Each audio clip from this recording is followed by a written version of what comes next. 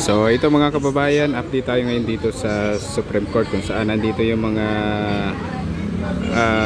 realista, no, kung saan hindi nila matanggap yung desisyon ng Supreme Court at ng Senado. Kaya ito na naman sila, no? Nagrarally na naman dito sa labas ng Supreme Court. Tayong developments na nasa kanila ngayon ang bola para i-prove nila ang sarili nila na muling kakampi nila ang taong bayan. So tayo, sa Makabayan Bloc, ang Kabataan Party List at Teachers Party List, nag-file tayo ng motion for reconsideration. Yung pagbabasura ng pag-process ng impeachment complaint. Hindi lang tayo ang nag-file ng motion for reconsideration. Napakaraming grupo. In fact, today, may bagong grupo na nag-file ng reconsideration. Online at siguro sa media, nakikita natin yung napakaraming lawyers, napakaraming grupo. Lahat tayo nagtataka, bakit ito ang naging ruling ng Korte Suprema? Bakit din ganito ang pagtingin ng Senado doon sa kanilang mandato na kaya nila at sila lang sole arbiter, no, ng impeachment trial. At ganito sila willing na ibasura, no, sweep under the rug yung kanilang tungkulin. Ano ba ang ibig sabihin ng rekonsiderasyon? Ibig sabihin nito, maghahain tayo ng petisyon at ang Korte Suprema, kung sangayon ang lahat ng mga final natin, no, dapat nilang i-review yung kanilang arguments. I-review yung arguments ng mga partido, tignan ulit yung mga ebidensya, at maaari, no, i-reaffirm nila yung decision na nilabas nila, pwede rin nilang baliktarin.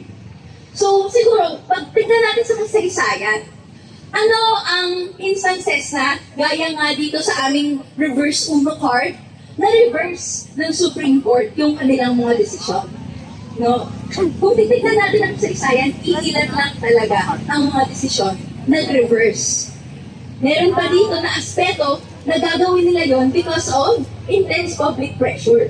Pero more often than not, ang kung ano mang ang na-decide na ng Supreme Court, ganito din yung isa-file nila or ang susunod na magiging desisyon nila sa mga susunod na araw.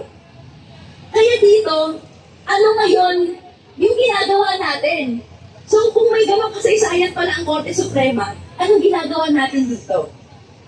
Hinahamon natin ang Korte Suprema na tumindig sa taong bayan. Kasi ano ba ang kasaysayan ng mga iba't ibang mga kampanyang masa? Hindi sa Korte Suprema, hindi sa Senado, hindi sa mga iba't ibang institusyon. Na paulit-ulit binibigo tayo sa ating paghingi, sa pagklamor, sa pagdemanda ng hustisya at pananagutan. Instead, ang kapangyarihan ng nagkakaisa at nagsasama-samang taong bayan ang naging decisive sa kasaysayan.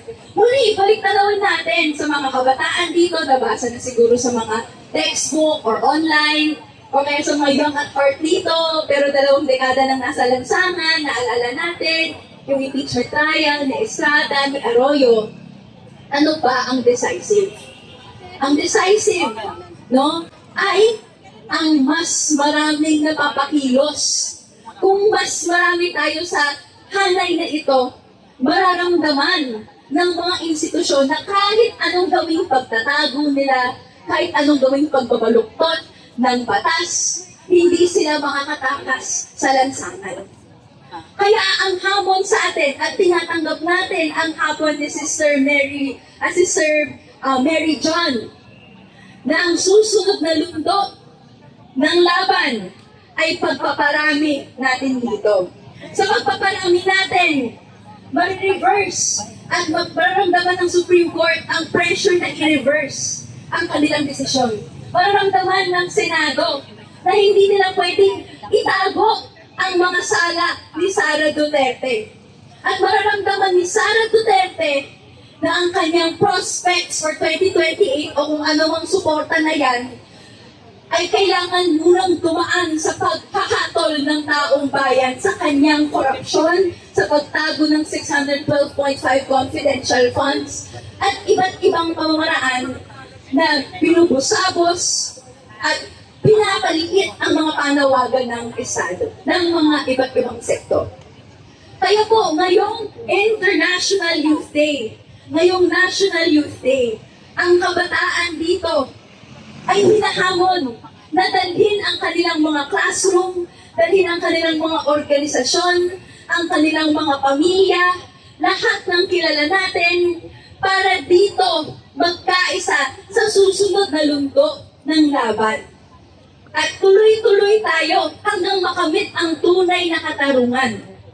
Ang public pressure ay mag-reach ng isang point na hindi nila makikita na acceptable sa taong bayan yung patuloy na pag-ignore ng mga panawagan ng tao. Kaya kailangan malakas tayo. Kailangan ang pagsigaw natin ng conviction, pagpapatuloy ng trial ay umabot doon sa mga chambers ng Supreme Court. So gusto natin, mas malakas handa po ba tayo sa ating panawagan na ituloy ang impeachment at ilitisin si Sara? Sige, gusto natin abot sa Supreme Court Impeachment ituloy! Isip pa, mas malakas. Impeachment ituloy! Sana panagutin! Sana panagutin! Impeachment ituloy! Impeachment ituloy! Sana panagutin! Sana panagutin! Impeachment ituloy! Impeachment ituloy! Sana panagutin! Sana panagutin! Impeachment ituloy! Maraming salamat po. Singilin! Panagutin! Duterte panagutin! Mapagpalayang araw sa ating lahat. Kitang-kita naman po natin na ang mga kasama natin sa araw na ito, pare-parehas ang ating panawagan na ang Supreme Court ay gawin ang trabaho nila para panagutin ang vice-presidente ng ating bansa. Kaya nilang mapikon sa mga konting biro that nothing beats a Jet 2 holiday. Pero ang katotohanan, nothing beats the fact na hindi pa rin natin napapanagot si Sara Duterte sa mga negasyon, pagdating sa korupsyon, pagdating sa mga impunidad na ginagawa ng kanyang administrasyon. Sabi nga ng isang survey, ang Okta survey noong Hulyo, 80% ng mga Pilipino ay nais ipagpatuloy ang impeachment trial. Sa mga hindi nakakaalam, ang 80% ng 117 million na mga Pilipino ay 93,600,000. Hello. 93,600,000. Ang naniniwala na dapat panagutin si Sara Duterte. Sabi ni Sara Duterte kahapon, dapat daw ituloy pero sa tamang forum. Lahat na ng forum ay pinapansin at nagkaroon ng oportunidad para pag-usapan ang kanyang kaso. Pero ano ang problema? Kanino ba dapat mag-adjust ang forum na to? Sa gusto ba ng mga Duterte, ni Sara Duterte, o sa gusto ng 93,600,000 na mga Pilipino? Dahil dyan, patuloy kaming nananawagan na kami po, bilang mga taxpayers, bilang mga taong ng mga Pilipino nakatira dito sa bansang ito, may karapatan kami manawagan na litisin at panagutin ang isang Sara Duterte. Imagine that, 53 or 56 times na siyang umaalis ng ating bansa, lumalampas sa designated na mga leave ng ating government offices na 15 days. Sabi niya, kailangan niya daw mag-travel para suportahan ang tatay niya. Hindi ito para sa interes ng mga Pilipino, kundi para lang sa interes ng mga Duterte.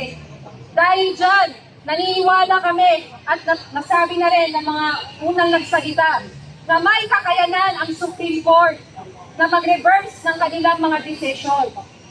At konting paalala lang, noong panahon na nawagan tayo na magkaroon ng motion for reconsideration doon sa mga billions or millions of dollars ng ill-gotten wealth ng mga Marcoses noong 1997, nagawan ng Supreme Court noong 2003, i-reverse ang decision na to para ibalik na mga Marcos ang ill-gotten wealth nila.